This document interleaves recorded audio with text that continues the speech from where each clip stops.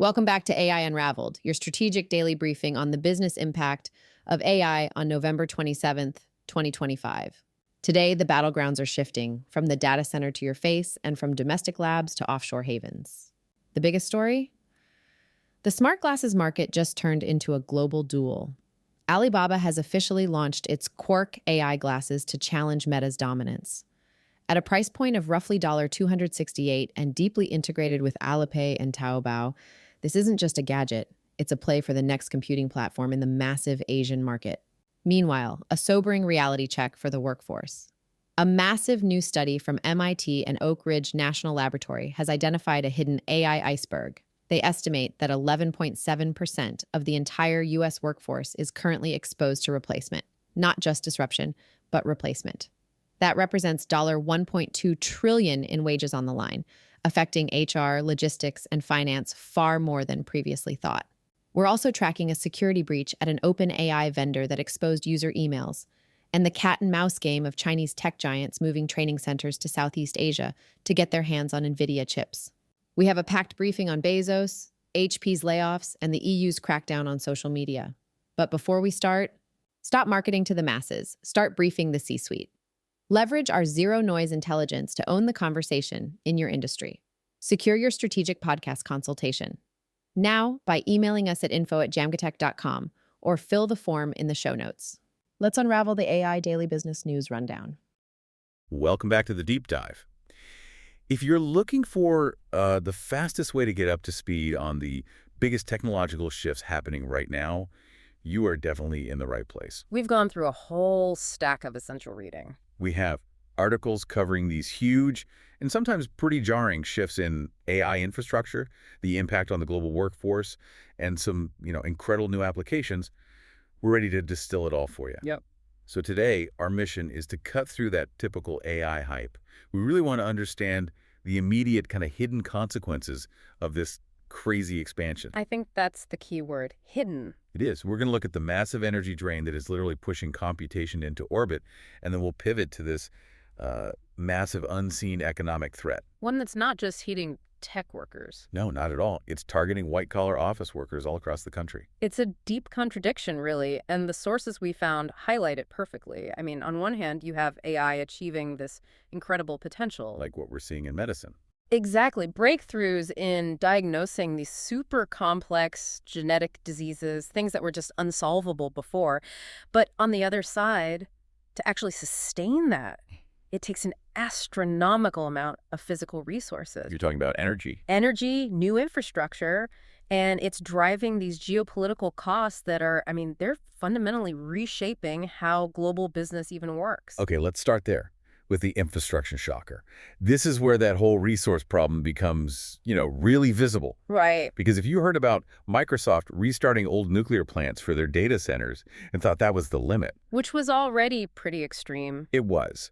But you really need to hear about Google's strategy. They've confirmed this thing they're calling Project Suncatcher. It sounds like something out of a movie. It does. It's a radical plan to run large-scale AI compute from, and I'm not kidding, from orbit by 2027 using space-based TPUs. Exactly. And for our listener, just to be clear, TPUs are tensor processing units. These are Google's own custom chips built specifically for machine learning and training huge AI models. So why space? What's driving them off-planet? It's what the sources call infrastructure pressure. And this isn't some science fiction vanity project. This is a desperate search for energy. How desperate are we talking? We're talking about data centers that consume power on the scale of a small city. Training one of these massive models now requires a facility that just drains the grid faster than we can bring new power online. Whether it's solar, wind, anything. Anything. And then you have local resistance, land constraints, the amount of water you need for cooling. Google is basically saying the planet has become too small for AI's electricity bill, so they have to leave. And what are the actual advantages of doing this in space? Is it worth it? The benefits are huge, and they directly solve all those Earth-based problems. In orbit, you get constant, much stronger solar power because there's no atmosphere. You eliminate the night cycle? Completely. And cooling is actually easier in a vacuum, so you get rid of the need for massive amounts of water. It's a solution where you spend a crazy amount of money upfront to guarantee your energy supply forever. And this is where it gets really interesting, because a clear pattern is emerging from the sources. but with just wildly different strategies for the exact same problem. Yeah. You've got Microsoft turning nuclear plants back on, Amazon buying up gas-powered energy assets, and now Google just leaving the planet. Yeah. So is this the future cost of productivity? Or are we watching the construction of the single most expensive computing system ever built? That is the big question. And the costs might outweigh the gains. Right. And, when you connect that energy problem to the global hardware crunch, you see geopolitics making everything move even faster. We've got sources detailing Chinese tech giants, specifically Alibaba and ByteDance, aggressively leasing data centers in Singapore and Malaysia. Okay, so why are they moving to Southeast Asia? It's all about access. It lets them train their big models using the most advanced Nvidia chips. The ones that are blocked by U.S. export controls. Exactly. The flagship ones they can't get for use in China. So if you can't use them at home, you just move your whole compute operation to a place where you can. You sidestep the policy. And of course, there's a political response. The sources show Beijing is fighting back, mandating that any new government-funded data centers have to rely on local chips. Right. From companies like Huawei, it basically creates a firewall, shutting Nvidia out of those government contracts. Meanwhile, back in the U.S., former President Trump floated a really fascinating idea on this. Yeah, that was interesting. He indicated he might allow Nvidia to export their H200 chips, which are still high-end, just a little less powerful, but with a condition. A pretty stunning condition. That the U.S. government gets a 15% cut of the proceeds. It's remarkable. It is. The most advanced computation on Earth is now being treated and leveraged like a strategic mineral. That's the perfect analogy. I mean, semiconductors really have become the new oil in this 21st century power struggle. And it's forcing compute capacity to either go overseas or, like Google, literally into orbit. And that massive constraint forces every single sector to rethink its structure. So let's pivot now from that global picture to the domestic economic impact. Let's talk about the MIT study and this pretty ominous Iceberg index labor simulation. Okay. The headline number is sobering enough. AI can handle tasks that are equivalent to 11.7% of all U.S. wages. And this is where we have to dig into the details because most of the news coverage just focuses on tech layoffs, right? The software companies. Yep. But this MIT index is incredibly granular. It models 151 million American workers across 32,000 different skills. And what it shows is this huge gap between the threat you see and the one you don't. Okay, unpack that gap for us. What's the visible versus the hidden threat? So the visible threat, the tech layoffs, that only represents about 2.2% of the total wage exposure. It's about $211 billion.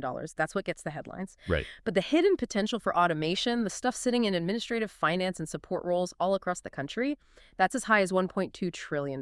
Wow, that's nearly 10 times higher. 10 times higher. The biggest part of the iceberg is underwater, and it's affecting all these roles people just don't normally associate with AI risk. Which means the geographic impact is shifting too.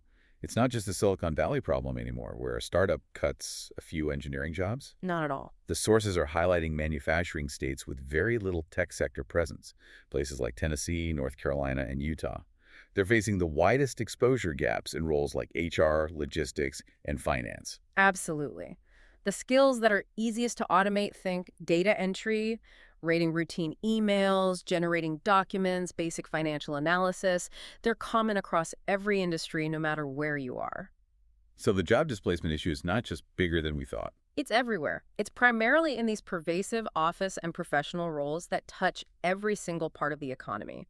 And that is creating a massive, massive policy challenge for state governments. And the sources say that these states are already using the Iceberg Index platform to run simulations. They are. They're testing workforce policy scenarios like what kind of retraining works, which departments to automate first, before they even allocate real budgets. They have to.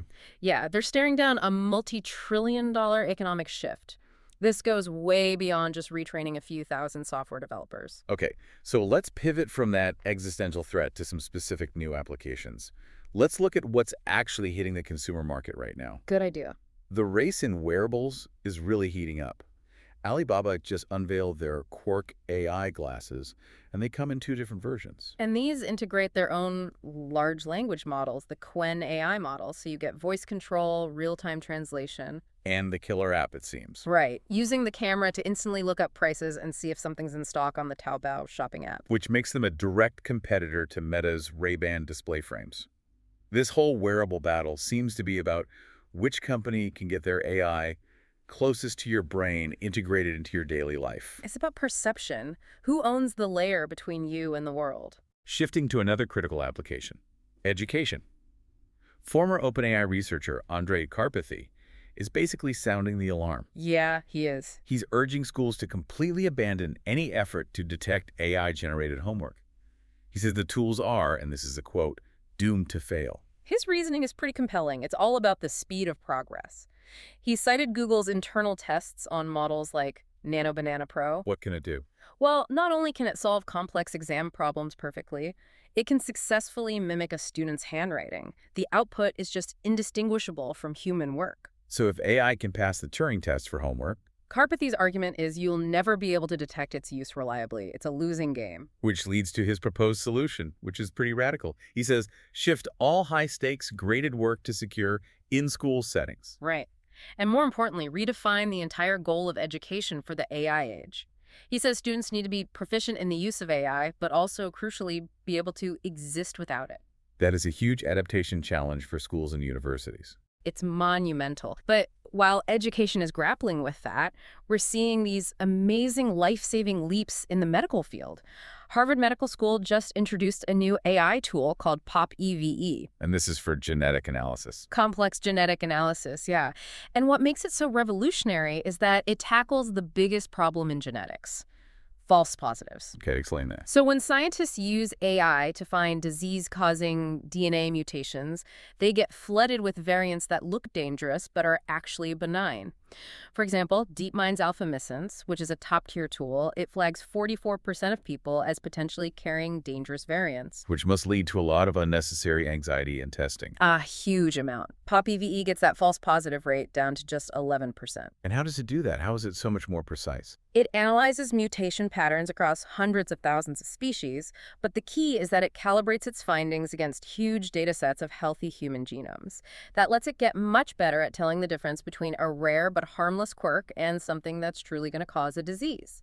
And the real-world impact is just profound. The sources highlighted that PopEVE solved about a third of the cases in a group of 31,000 children. Children with severe developmental disorders who had gone undiagnosed for years. And beyond just giving a diagnosis, it flagged over 120 genes that had no prior connection to those conditions. So it's expanding our basic understanding of disease. And that movement from abstract code to real-world life-saving impact is exactly why the enterprise race for AI is so intense right now. Which is a good place to look at the scale of ambition for a company like OpenAI. Yeah, they have a very aggressive growth strategy. They're projecting they'll reach 220 million paid ChatGPT subscribers by 2030. That seems extremely ambitious. Yeah. I mean, they're at about 35 million paid users as of mid-2025, and the competition is fierce. Is that realistic? Well, the playbook they're using is one that's worked before. It's the same model as Slack and Zoom. The freemium to enterprise pipeline. Exactly. You hook individual users with the free consumer version, show them how powerful it is, and then you convert their entire company to a massive enterprise-wide subscription. They're projecting a conversion rate of about 8.5% of their weekly active users to hit that 220 million number. Of course, they're not without competition. We have to talk about the huge new player on the scene, Jeff Bezos' new venture, Project Prometheus. Right, which has already raised an incredible $6.2 billion. And their strategy is different. They acquired an agentic AI startup called General Agents. And agentic AI, just for the listener, is about systems that don't just answer questions. They take autonomous actions to achieve a goal. Like booking a whole trip for you or managing a supply chain. Exactly. And Prometheus is focusing that technology specifically on heavy industry auto, aerospace, computer manufacturing. They're targeting high-value automation and physical production. Before we wrap up the business side, we do have to mention the security caveat here, the OpenAI user data leak from the Mixpanel breach. We should definitely clarify who was affected. It's important to note this was specifically API customers, so developers who build OpenAI into their own apps. It was not regular consumer ChatGPT users. And what data was stolen? It was names, operating system details, and the user IDs linked to the account. But not the most sensitive stuff. Correct. The sources confirm that sensitive things like API keys, passwords, and payment info were not compromised. OpenAI cut ties with the Mixpanel immediately and is advising all developers to enable multi-factor authentication. It's a good reminder that even when you're building systems in orbit, you're still relying on Earthbound security practices. Absolutely. And if we, synthesize everything we've talked about today, the main takeaway is pretty undeniable. What's that? AI is rapidly moving from being an abstract software tool to being a physical infrastructural force, a force that's demanding unprecedented energy, driving capital into everything from nuclear to space, and at the same time, just reshaping global economic lines In reshaping the workforce. and reshaping the domestic workforce through that automation exposure. Which brings us right back to the human element. We talked about Andrej Karpathy urging schools to teach a generation to be proficient with AI. Right.